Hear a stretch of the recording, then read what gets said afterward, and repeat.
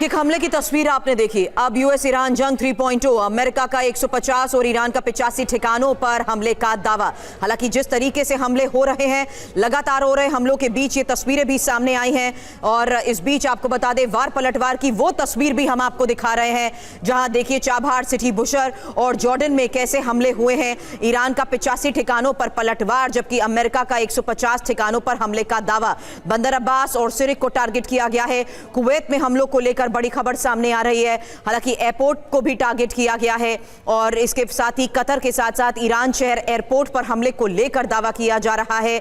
अबू मूसा port हो या Bahrain, हर तरफ हमलों को लेकर खबर बहुत बड़ी है, जिससे साफ है कि हॉर्मुज में ईरान के नियंत्रण को ट्रंप ने मंजूर नहीं किया है और लगातार अब हमले हो रहे हैं। और लगातार दूसरे दिन दोनों देशों ने जिस स्तर पर बड़े हमले किए हैं, उसी को लेकर पांडे सर अगला सवाल आपसे, क्योंकि सीजफायर टूटने का औपचारिक ऐलान और हॉर्मुज में ईरान के नियंत्रण को ट्रंप ने मंजूर नहीं किया, जिसके बाद देखिए अब हम यही कह रहे हैं ये ईरान युद्ध 3.0 है, जिसके बाद साफ है कि आईआरजीसी ने जो कहा वो किया।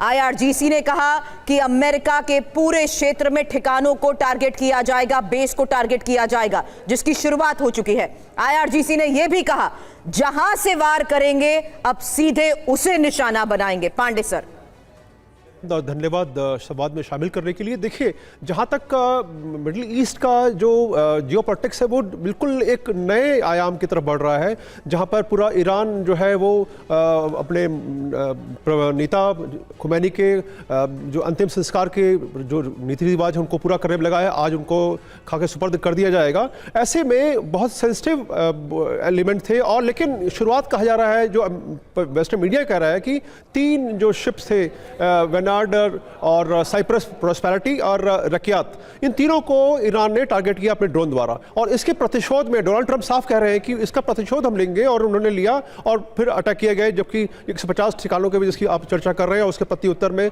ईरान ने कहा कि हम भी इसका प्रत्युत्तर देंगे। लेकिन महत्वपूर्ण ये है कि जो मुख्य इमोशनल एलिमेंट था इसमें इन्वॉल्व, वो ये कह रहे हैं कि मुशाहद जहाँ पर कि आज अंतिम प्रक्रिया होनी है, अंतिम राइट्स होने हैं, वहाँ पर जो 2 ब्रिज थे जिसकी वजह से लोग आ रहे थे वहाँ पर उनके इस जनाजे के दौर में शामिल होने के लिए, उसको जो है टारगेट किया यूनाइटेड स्टेट्स ने।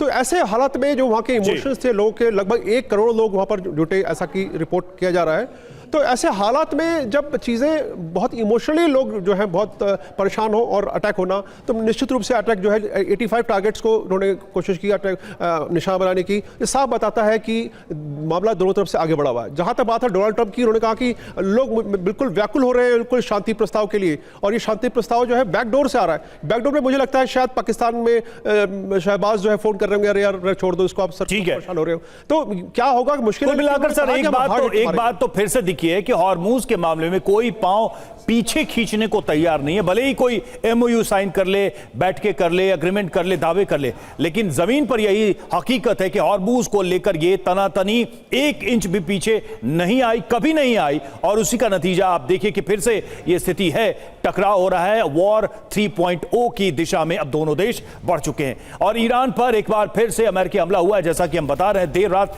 ईरान ने 150 ठिकानों पर, ईरान के 150 ठिकानों पर हमला किया गया है। हॉर्मुज के आसपास के इलाकों पर बमबारी की अमेरिका ने। 24 घंटे में दूसरी बार ईरान पर यह बारूदी प्रहार किया है। कल और आज में आप देखिए 2 बड़े हमले, कल 80 और आज 150 बड़े हमले किए गए हैं 24 घंटे के अंदर अमेरिका के द्वारा।